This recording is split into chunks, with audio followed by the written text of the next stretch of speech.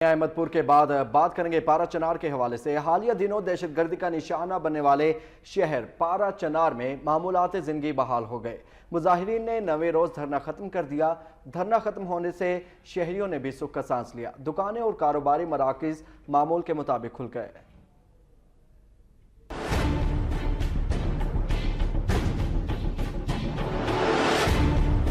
पारा चनार पाकिस्तान का ये वो जंग है जो गैर वाली जंग है, इसलिए खतरनाक जंग है। हर पाकिस्तानी जो है वो हमारा भाई है। पाकिस्तान का हर बंदा वो बेशक गैर मुस्लिम भी हो उतना ही इम्पोर्टेंट है। पारा चनार में दहशतगर्द हमले के बाद सिक्योरिटी मुतालबात पर दिया गया धरना खत्म हो गया। 9 रोज बाद शहर में मामूलात जिंदगी बहाल हो गए। दुकानें और कारोबारी मराकज खुलने से शहरियों ने सुख का सांस लिया। बाजारों में आवाम का रश फिर से लग गया। जुमे के दिन पारा चनार में कबायली अमायदीन ने army chief general Qamar Javed Bajwa से मुलाकात के बाद धरना खत्म करने का ऐलान कर दिया था।